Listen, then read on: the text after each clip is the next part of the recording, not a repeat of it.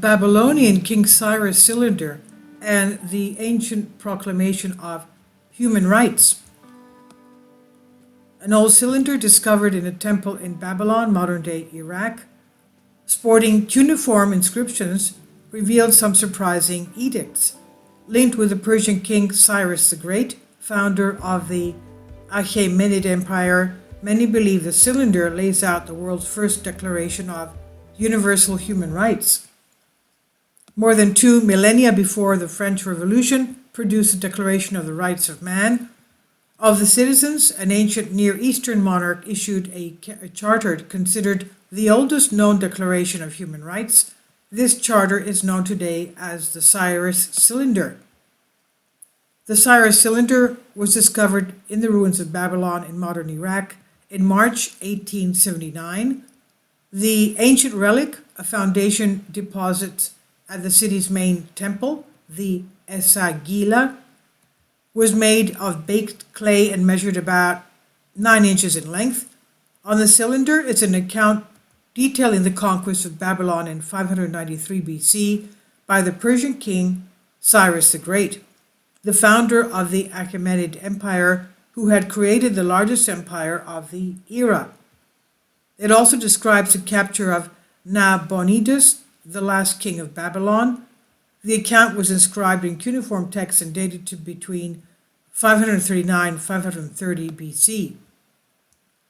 The inscription, that's at the time of the Exodus, the exile of the Hebrews in Babylon. Now, the inscription of the cylinder speaks of Cyrus's promotion of religious, racial, and linguistic freedom, and his permission to those deported by the Babylonians to return to their homelands. We're talking about the Hebrews. It exalts Cyrus as a benefactor of the citizens of Babylonia, who improved their lives and restored temples and cult sanctuaries across Mesopotamia and elsewhere in the region. Some segments of the text read like this, quote, "I announce that I will respect the traditions, customs, and religions of the nations of my empire, and never let any of my governors and subordinates look down on or insult them while I am alive. From now on, I never let anyone oppress any others, and if it occurs, I will take their right back and penalize the oppressor," end quote. And he goes on to say, "I will never let anyone take possessions of movable and landed properties of the others by force or without compensation. While I am alive, I prevent unpaid forced labor," in other words, slavery. "Today I announce that everyone is free to choose a religion.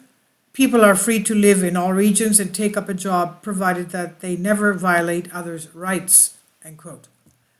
Some critics have argued that the belief that the Cyrus Cylinder is the world's first charter of human rights is an anachronism and ignores the content of the document.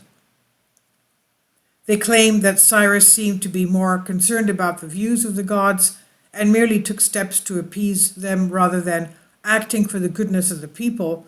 For instance, it's written on the cylinder, quote, "The gods of the land of Sumer and Akkad, which Nabonidus, to the fury of the Lord of the gods, had brought into Shuana at the command of Marduk, the great Lord, I returned them unharmed to their cells in the sanctuaries that make them happy," end quote.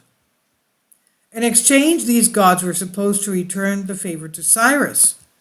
Quote, "May all the gods that are returned to their sanctuaries every day before Baal and Nabu ask for a long life for me and mention my good deeds and say to Marduk, my lord, this," quote, "Cyrus the king who fears you and Cambyses his son, may they be the provisioners of our shrines until distant days, and the population of Babylon call blessings on my kingdom. I have enabled all the lands to live in peace," end quote. Furthermore, they argue that the cylinder was discovered as a foundation deposit of the Esagila, suggesting that Cyrus's intended audience was the various gods of the realm rather than mortal beings. Regardless of which perspective is taken, the Cyrus Cylinder is undoubtedly an incredible piece of writing that brings to life the events that transpired over 2,500 years ago and opened a window into the thoughts and desires of a powerful king that once ruled over the empire. And this article, initially published on Ancient Origins, published here under Creative Commons license on Newsstand Jewel 24. Please leave your comments. Thank you for your support. Kindly support my Patreon account. The daily posts are 5 videos daily, and they are totally different from what I have on my YouTube channel. Thank you so much for your support and that you find all my content so interesting. You'll find the Patreon account details in the description box below.